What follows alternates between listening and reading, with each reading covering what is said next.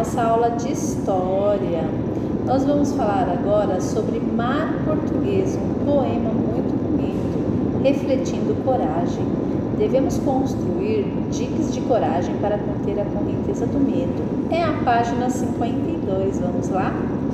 Os europeus tiveram medo do desconhecido. Como será que enfrentavam seus medos? Leia o poema de Fernando Pessoa, Mar Português. Ó mar salgado, quanto do teu sal são lágrimas de Portugal. Por ti cruzarmos, quantas mães choraram, quantos filhos em vão rezaram, quantas noivas ficaram por casar. Para que fosses nosso, ó mar, valeu a pena? Tudo vale a pena, se a alma não é pequena. Quem quer passar além do bojador, tem que passar além da dor. Deus ao mar o perigo e o abismo deu, mas nele é que espelhou o céu. Olha lá, você sabia? O bojador é um cabo, trecho de terra relativamente pequeno que invade o mar. Esses trechos são muito perigosos, porque as ondas podem jogar um navio sobre essa terra e levá-lo ao naufrágio. Outro cabo muito famoso é o Cabo das Tormentas, que teve seu nome trocado por Cabo da Boa Esperança durante as navegações. Continuando na outra página. Apesar dos instrumentos de navegação, as viagens ainda eram muito perigosas, porque os europeus ainda enfrentavam esses desafios. Por que será que eles ainda insistiam em enfrentar esses desafios? Para você pensar aí e refletir. Você já passou por alguma dificuldade, mesmo assim não desistiu? Outra pergunta para se pensar, né? O que você fez para superar os seus medos? Onde você encontrou coragem? Então essas perguntas aí em cima são perguntas para vocês refletirem, pensarem sobre o assunto, sobre os seus medos, né? E onde você encontrou coragem para superá-los. Agora vamos à pergunta de baixo. Escreva no espaço abaixo suas conclusões. Você poderá fazer isso usando a linguagem poética, com ilustração de fundo, conforme o poema de Fernando Pessoa. Então, aqui embaixo você vai colocar para mim com suas palavras, como se fosse escrevendo um poema bem bonito, falando sobre as suas dificuldades, sobre os seus medos, sobre a sua forma de agir nas situações difíceis, o porquê que você não desistiu, porquê que você quis ir além, superou esse momento tão complicado da sua vida.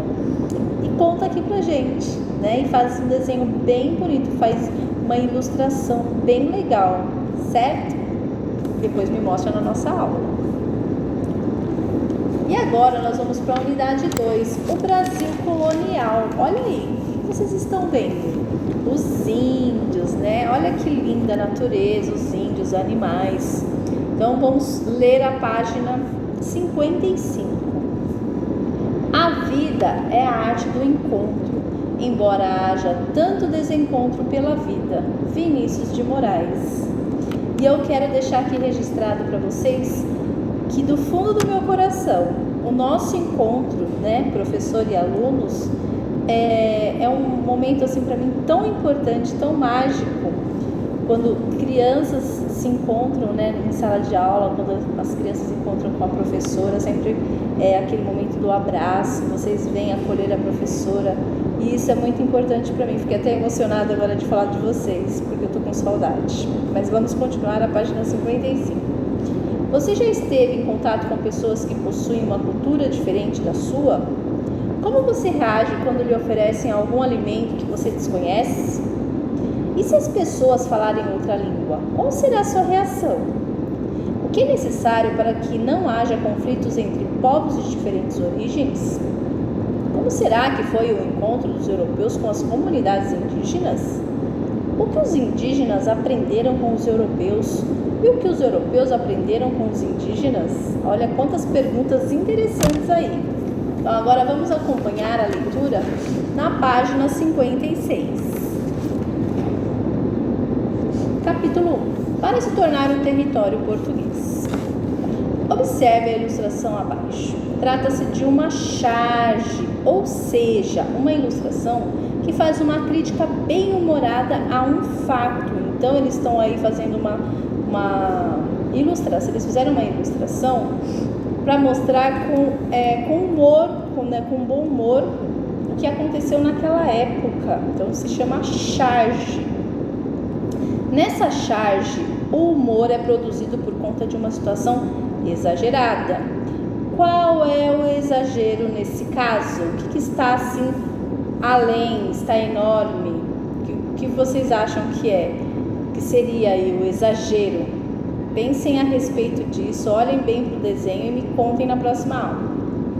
Exercício 2. Será que é fácil controlar quem chega a um território e quem sai dele? Converse com seus colegas e registre abaixo as dificuldades de controlar esse vai e vem de pessoas de um território. Então, pensem a respeito disso. Será que é fácil você controlar a ida e vinda das pessoas em determinado lugar?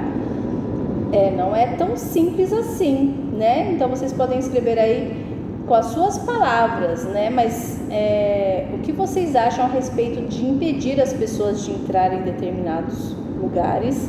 Se vocês acham que é certo ou se vocês acham que é errado. O que vocês pensam a esse respeito, né? Pensem sobre isso e me falem na próxima aula. Escrevam aí. Quando os portugueses tomaram posse desse imenso território, não imaginavam as dificuldades que enfrentariam para povoá-lo e impedir a invasão de outros povos. Seria necessária uma organização administrativa. Para tudo as pessoas precisam de regras, né? Foi o que a gente falou, eu passei para vocês naquele vídeo essa semana sobre regras, né? Para tudo na vida a gente precisa ter regra, rotina, para que a vida dê certo. Continuando na página 57.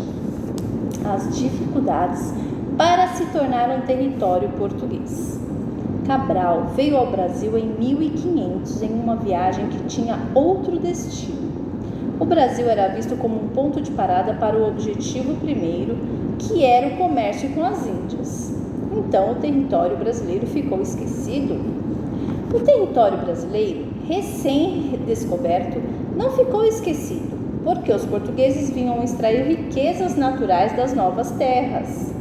Mas fazer isso não tornava o território verdadeiramente português. A verdade é que Portugal não começou a povoar o novo território imediatamente após confirmar sua existência.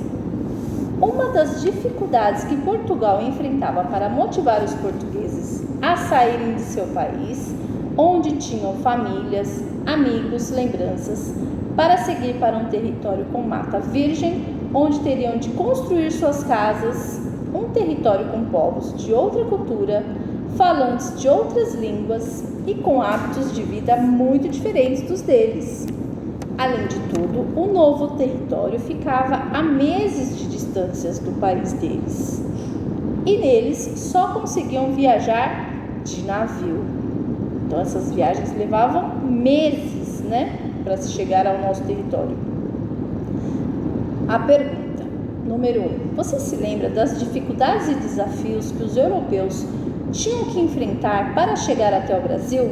Escreva abaixo algumas dessas dificuldades. Então, vocês vão relatar aí para mim todas as dificuldades, como era dentro do navio, como que eles se comportavam, o número de pessoas, as doenças, a fome, né? O cansaço, a tristeza, o problema maior que eles enfrentavam, que era a saudade também da família, né? Fora tantas outras coisas. Vocês podem voltar lá nos nossos textos do início, né, do trimestre, e me relatar aí, escrever algumas dessas dificuldades. E por hoje é só, pessoal. Um beijo, morrendo de saudades.